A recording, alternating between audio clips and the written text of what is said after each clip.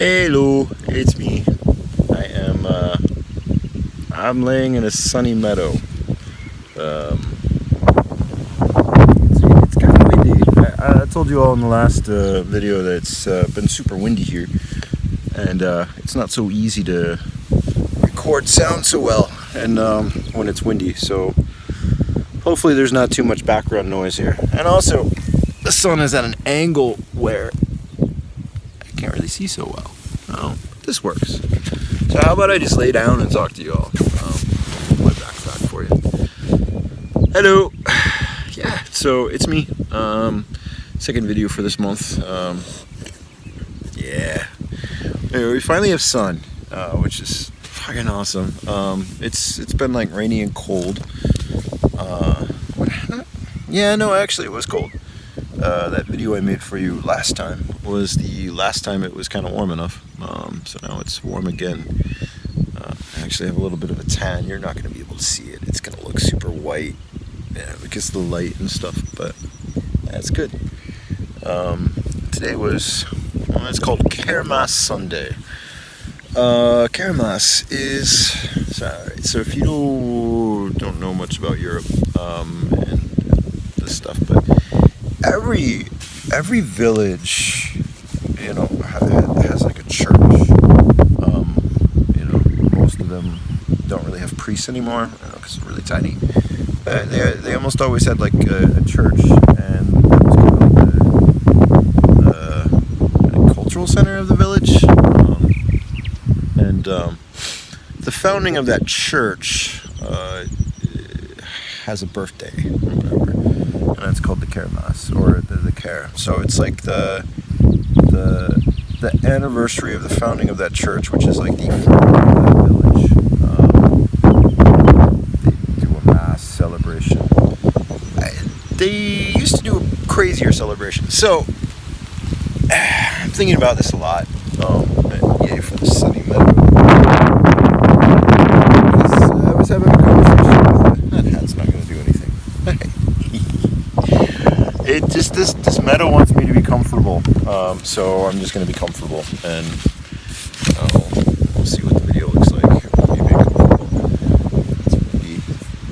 By the way, I'm in a protected space. It's you're not allowed to pick any of the flowers. I wasn't going to pick any of them. It's really pretty. Lots of what they're called here, buttercups. You put it underneath your chin to see if you are made of butter or like butter or whatever. And some other. Oh, okay. So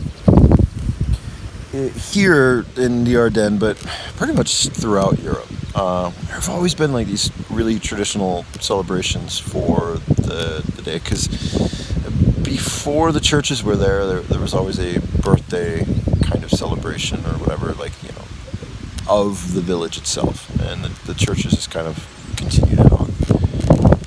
And so what they do now here,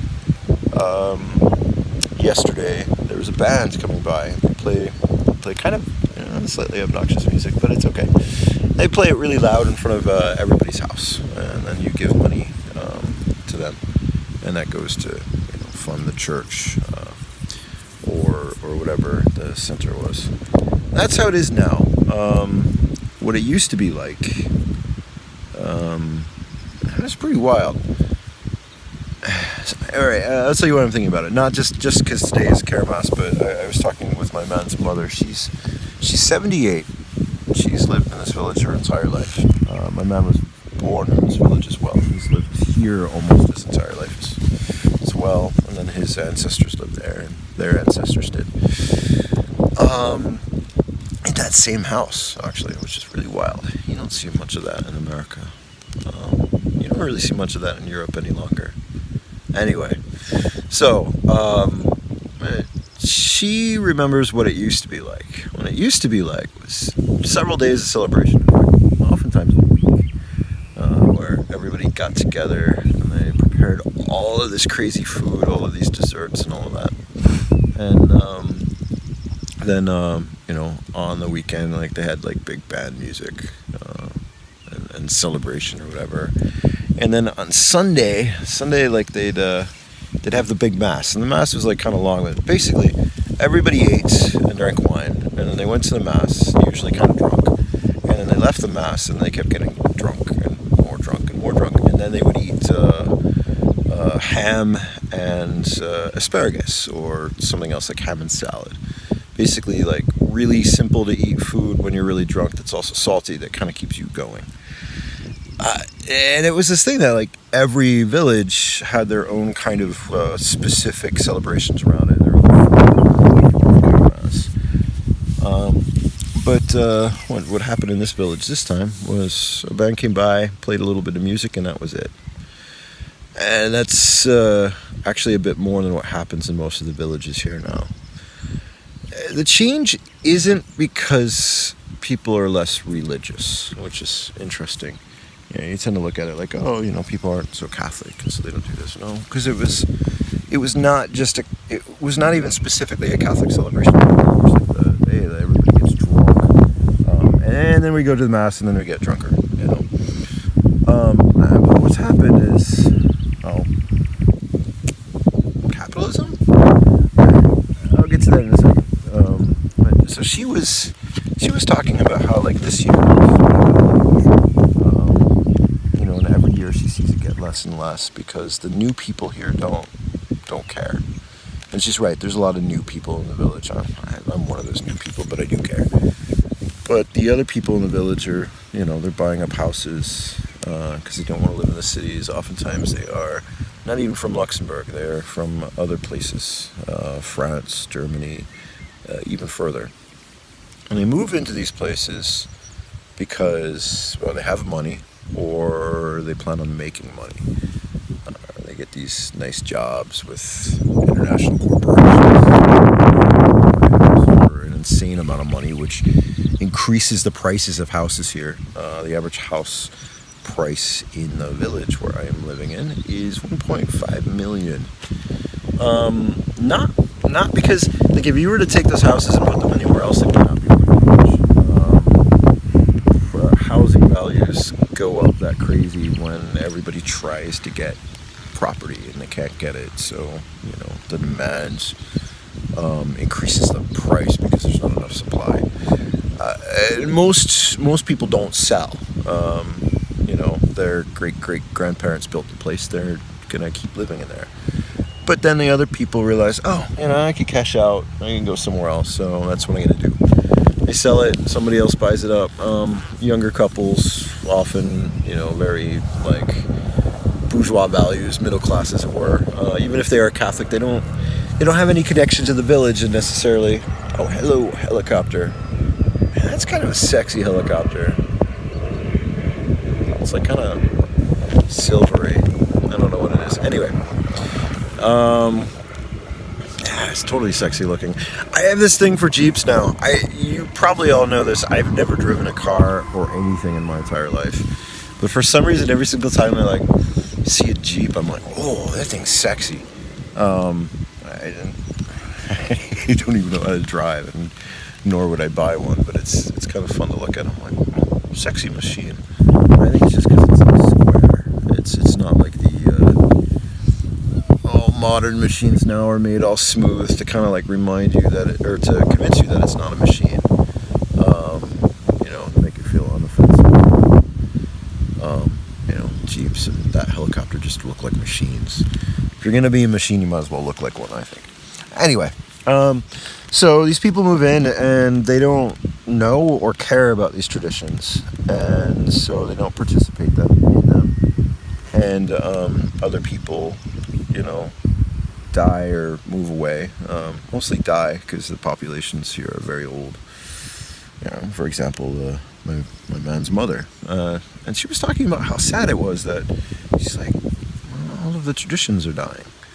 Nobody cares anymore. And it's not that the people who are, you know, have been here for a long time don't care. They're the ones still holding it up. But the new people don't give a shit.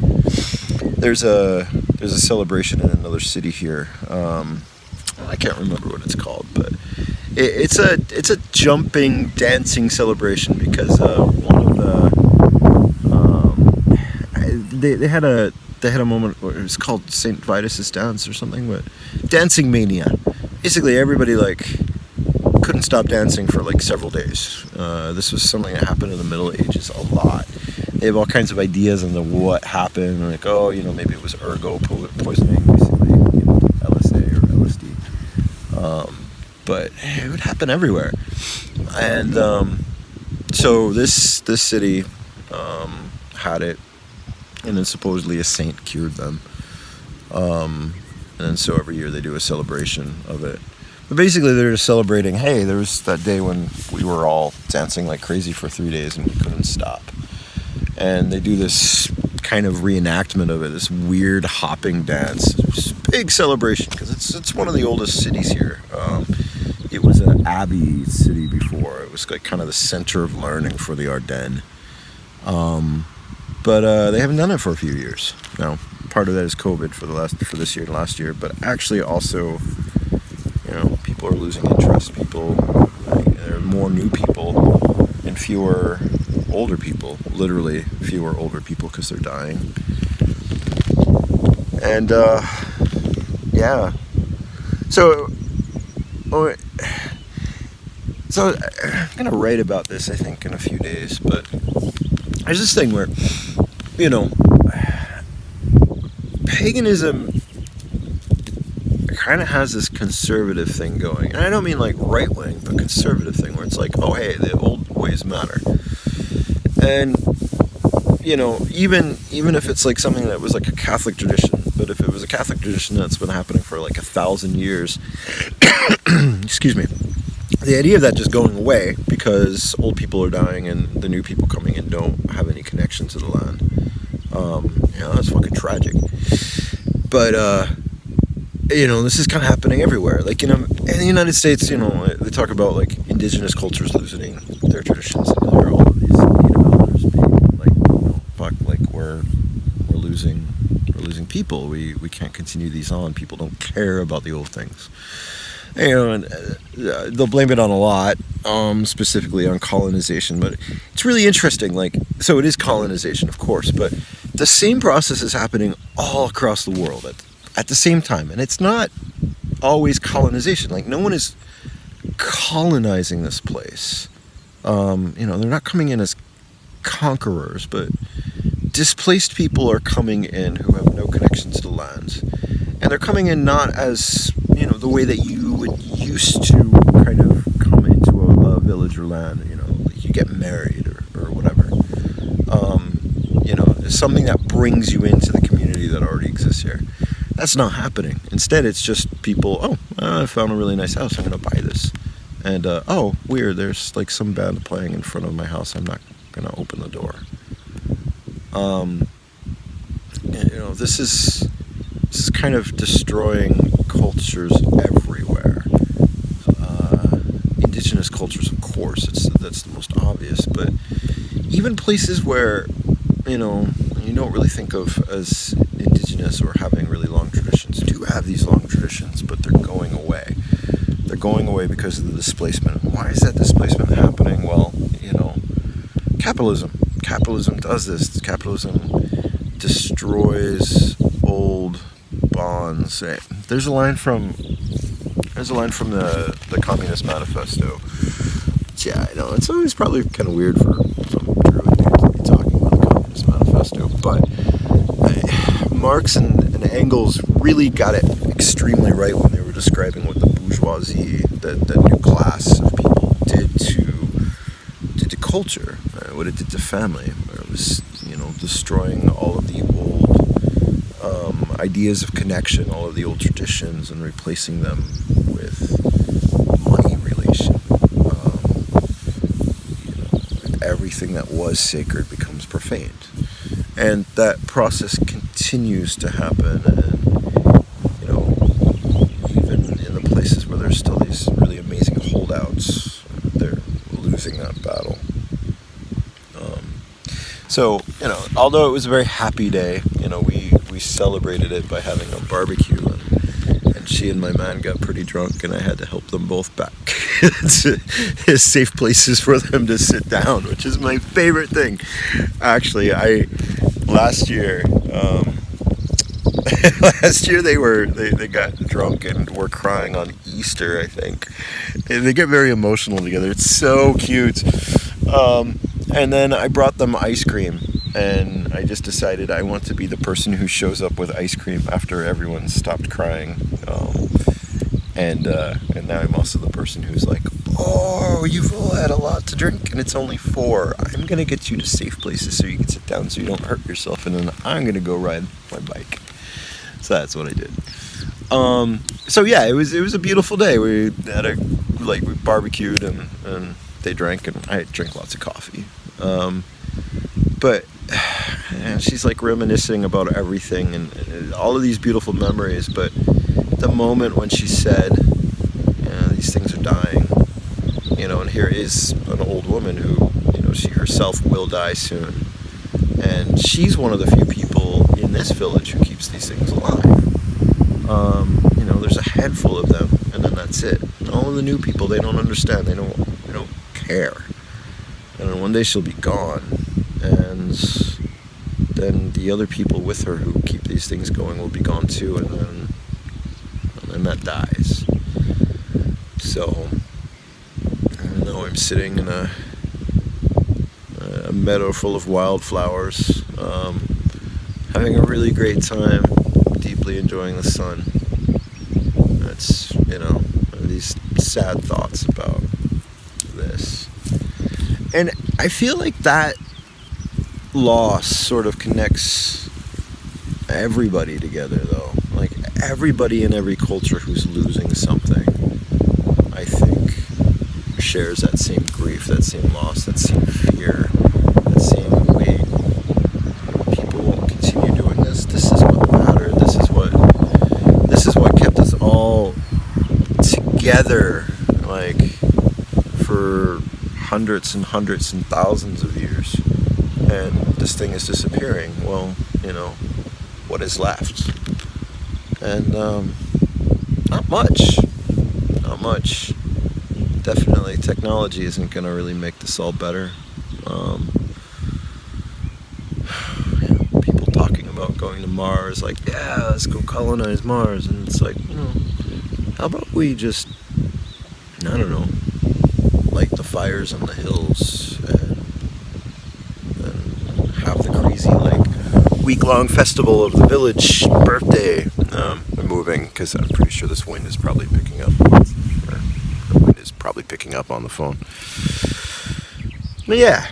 Anyway, okay. So, this was this video, this journal. I will do another one soon. I think I'm going to take a nap here. I think I'm totally going to take a nap here. Yeah, I hope you're all well. Thanks as always for all of your support, and I'll give you one more shot of that's my backpack. I don't think you care about my backpack. One more shot of the fun flowers in the sun. Alright, love you all, bye.